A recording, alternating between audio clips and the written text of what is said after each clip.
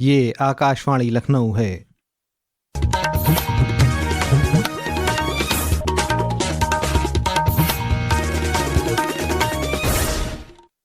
इलाकाई खबरों के साथ मैं आमिर हुसैन सिद्दीकी।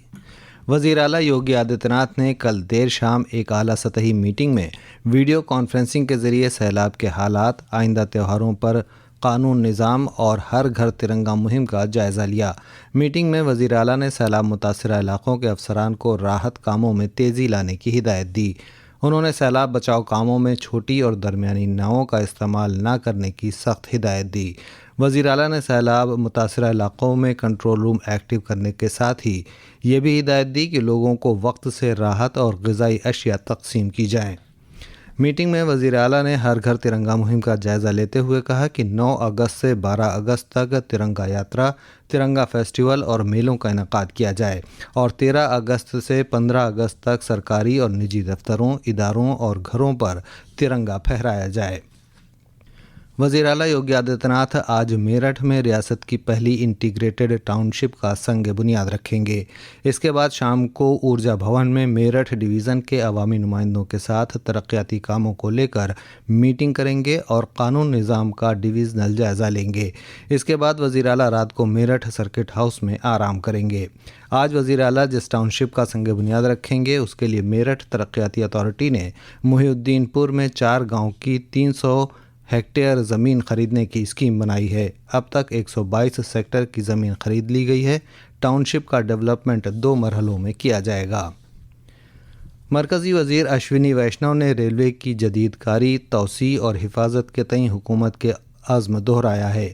वो कल गुजरात के भावनगर रेलवे स्टेशन से भावनगर अयोध्या कैंट हफ्ता वाराना रेलगाड़ी को झंडी दिखाने के बाद मुनक्किद एक प्रोग्राम से खिताब कर रहे थे।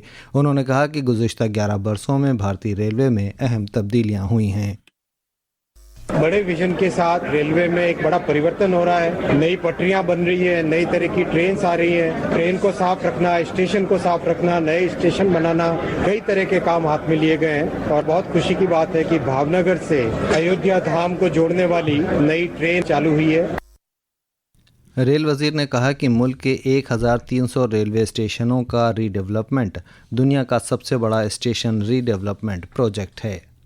समाजी इंसाफ और एम्पावरमेंट के मरकज़ी वज़ीर ममलिकत रामदास अठावले ने कल आगरा में रिपब्लिकन आर्मी ऑफ इंडिया के ज़रिए मुनक्किद संविधान सम्मान सम्मेलन में शिरकत की। इस मौके पर मीडिया से बातचीत करते हुए जनाब अठावले ने कहा कि मुल्क के हर शहरी को आईने हिंद का एहतराम करना चाहिए। देश में जिसको रहना है उन्होंने संविधान का सम्मान करना ही होगा और बाबा साहब का संविधान सब जाति धर्म को न्याय देता है, इसीलिए संविधान का सम्मान होता रहेगा तो देश मजबूत होता रहेगा। झारखंड के साबिक वज़ीर आला और झारखंड मुक्ति मोर्चा के बानी शिबू सोरेन का आज दिल्ली में इंतकाल हो गया। वो तवील अरसे से बीमार चल रहे थे और दिल्ली के गंगाराम अस्पताल में भर्ती थे। साबिक वज़ीर आला शिबू सोरेन ने झारखंड को अलग रियासत बनाने के लिए जद्दोजहद की थी और 38 बरस तक झारखंड मुक्ति मोर्चा के सदर रहे। उनके इंतकाल पर सदर जमहूरिया द्रौपदी मुर्मू, वज़ीर आज़म नरेंद्र मोदी समेत तमाम सीनियर लीडरान ने रंज का इजहार किया है। आज सावन के आखिरी सोमवार पर रियासत भर में अकीदतमंद और कांवड़िए तारीखी मंदिरों और शिवालयों में जलाभिषेक करके भगवान शिव की आराधना कर रहे हैं। शिवालयों में पूजा अर्चना के लिए सुबह से ही अकीदतमंदों की भारी भीड़ जमा है। जलाभिषेक के लिए इंतज़ामिया की तरफ से खुसूसी इंतजामात किए गए हैं। वाराणसी में आज बाबा विश्वनाथ का खुसूसी रुद्राक्ष श्रृंगार किया गया।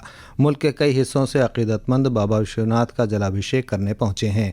अयोध्या में अकीदतमंद सरयू स्नान के बाद नागेश्वर नाथ महादेव का सरयू नदी के जल से अभिषेक कर रहे हैं। रियासत भर के अहम शिवालयों में जलाभिषेक के लिए अकीदतमंदों की लंबी कतारें लगी हैं।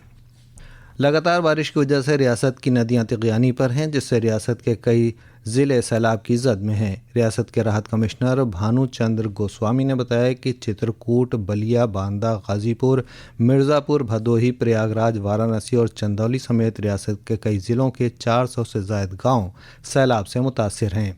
वाराणसी में गंगा नदी खतरे के निशान से 23 सेंटीमीटर ऊपर बह रही है, जबकि चित्रकूट की मऊ तहसील में यमुना नदी की आबी सतह बढ़ने से 25 गांव पानी से घिर गए हैं। इस दरमियान लगातार बारिश और पानी भरने की वजह से लखनऊ समेत कई जिलों में दर्जा 1 से 12 तक के तमाम स्कूलों को आज बंद कर दिया गया है। इसके साथ ही आकाशवाणी लखनऊ से इलाकाई खबरें खत्म हुई।